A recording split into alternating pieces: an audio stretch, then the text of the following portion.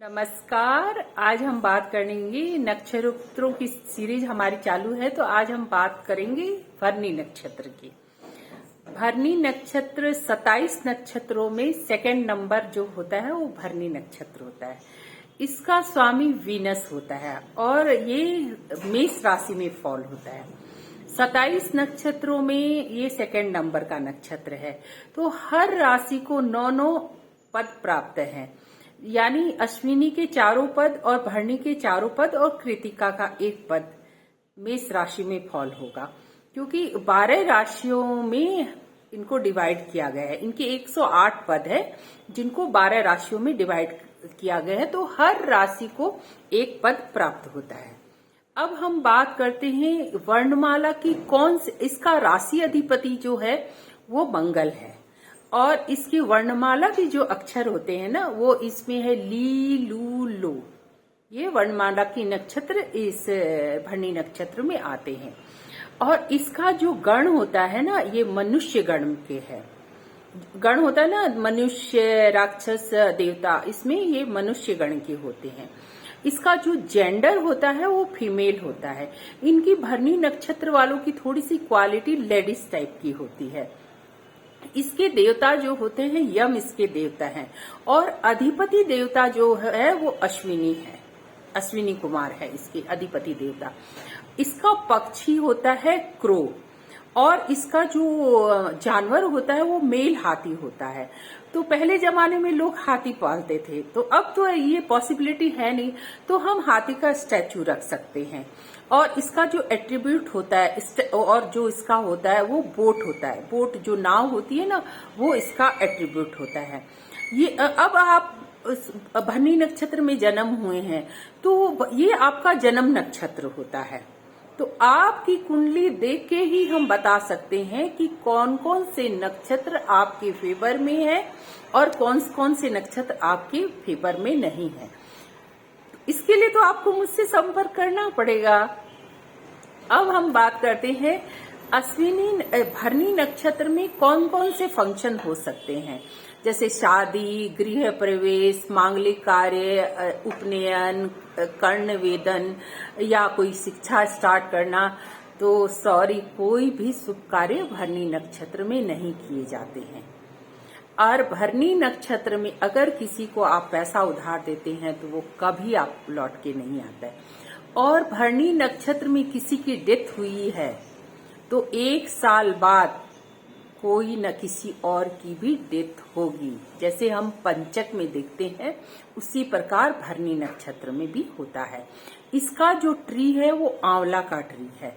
अगर सूर्य भरणी नक्षत्र में गोचर कर रहा है तो आप बगीचे में जाके आंवला का बीज लगाएं, तो बहुत सारे ऑब्स्टिकल से आप बच सकते हैं। जो आपके जीवन में संघर्ष आते हैं तो उससे बच सकते हैं। बालारिष्ट होता है, ये अल्पायु भरणी नक्षत्र के बारे में कहा गया है। फिर भी मैं आपको यही बात यहाँ पे कहूंगी कि उसके लिए हमको आपकी पूरी कुंडली देखनी पड़ती है कि आप अल्पायु है या आपको पूर्ण आयु प्राप्त है। सेकंड पदा में बालारिष्ट होता है। भरणी नक्षत्र वाले मांगलिक नहीं होते हैं, मांगलिक इसमें एग्जिस्ट नहीं होता है।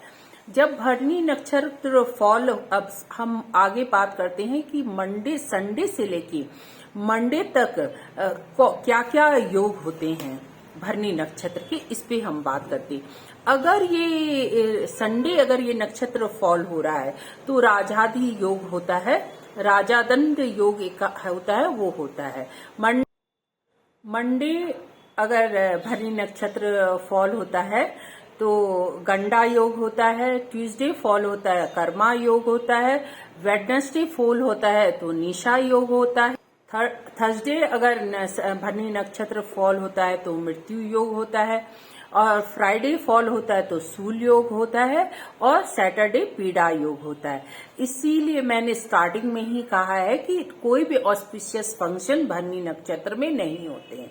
अब हम एक योग के बारे में बात करते हैं जो भरणी नक्षत्र का बड़ा योग है।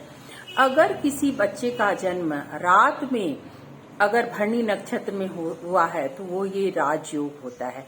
और अगर ये दिन में किसी भरणी नक्षत्र में किसी बच्चे का जन्म हुआ है तो ये योग कैंसिल हो जाता है।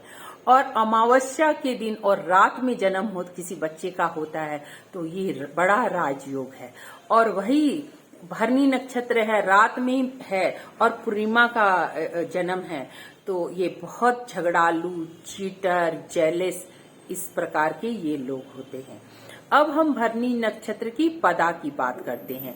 भरणी नक्षत्र का जो प्रथम पदा में किसी बच्चे का जन्म होता है तो वो क्रेजेशियस होते हैं, बहुत इंटेलिजेंट होते हैं और हमेशा अवेकिंग रहते हैं। राजा की तरह राजसी ठाट बाट के साथ इनको जीना पसंद होता है।